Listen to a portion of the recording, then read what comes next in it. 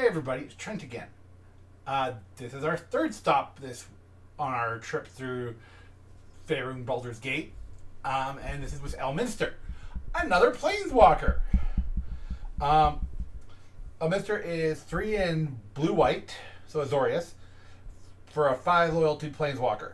His stack ability is as follows.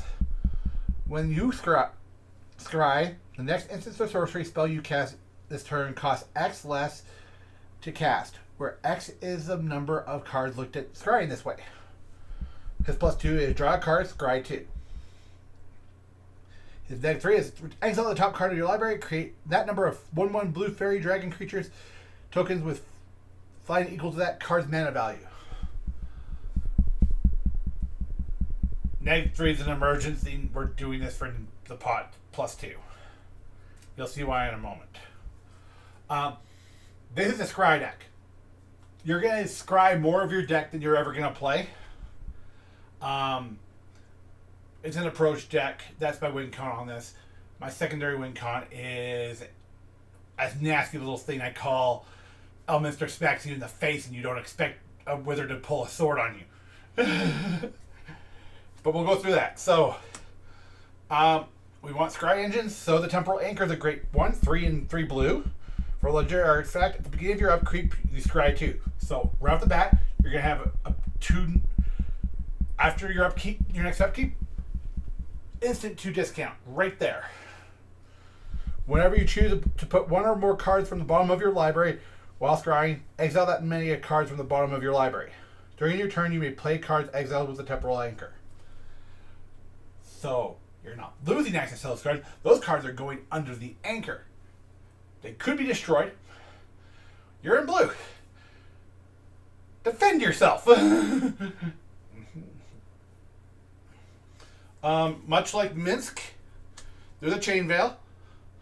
Chain Veil, for those who don't know, punishes you for not activating your Planeswalker and lets you reuse your Planeswalkers again that turn for 4 mana.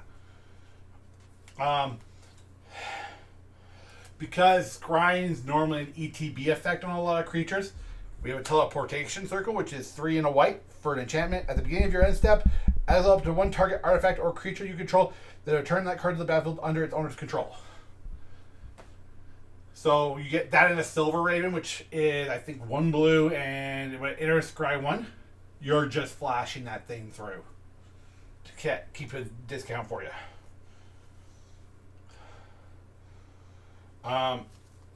There's Approach, which is 6 and a white for if Approach of the Second Sun was cast from your hand and you've cast another spell named Approach of the Second Sun this game, you win the game. Otherwise, put Approach of the Second Sun on its owner 7th from the top and you gain 7 life. From Avatar, we have the Planetary Amoy Chitong. Legendary artifact for 1 in tap, scry 2. Whenever you scry or surveil, look at the top card of your library. You may cast that card without paying its mana cost. Do this only each turn. So, run into a big thing you want to cheat out, like the Temporal Anchor. Or is it only creature, or you can cast that? Yeah, you can cast a card. So yeah, you can cast the Temporal Anchor.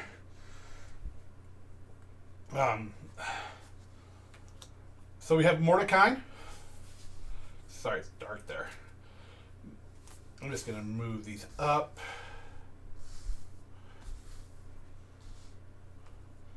Oh, it would help if I didn't block my light source. I'm still new at this, guys. I used to stream for fun, and now I just don't have time to stream anymore, so I'm trying to do content where I can now. Mordecai is 4 and a 2 blue for a Planeswalker with 5 loyalty. His +2 is draw 2 cards and put a card from your hand on the bottom of your library. His -2 is create a blue dog illusion that the creature's power and toughness is equal to twice the number of cards in your hand. -10, exchange your hand and library, then shuffle. You get an emblem with you have no maximum hand size. So, the -10 is scary, but I do run Lab Man in this for that reason. Elminster Simulacrum is an instant for 4 and 2 blue. For each opponent, you create a token that's a copy of up to one target creature that player controls.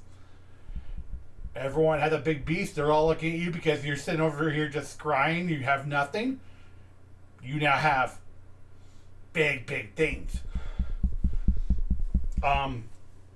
Wayne Cheaton, Librarian. X and 2 blue. Flying Vigilance. When Wayne Cheaton enters the battlefield, put X1/1 counters on him and then draw half X cards rounded down. So X is how much mana you put into him to get those 1/1 counters on him. You're going to get half that back in card advantage. Whenever an opponent searches their library, you put a 1/1 counter on Wayne Cheaton and draw a card. You're playing against a spell slinger. You're playing against someone who's just tutoring for fun. You're going to have a big guy. You know how I said earlier, the secret win con is Elminster pulls a sword and stabs you? Luxior, Yada's Gift. 1 mana artifact. Legendary equipment. Equip creature gets +1/+1 for each counter on it. Doesn't care what kind of counter. Equip permanent isn't a planeswalker and is a creature in addition to its other types. Everyone's tapped out. You're sitting there nice and not been a threat the entire game, not doing anything to hurt anyone, and you want to remove a threat. It's equipped planeswalker for 1.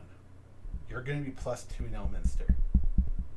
So Elminster could be at 2020. And I mean, the biggest threat he is an egg 3. No one's going to see this coming.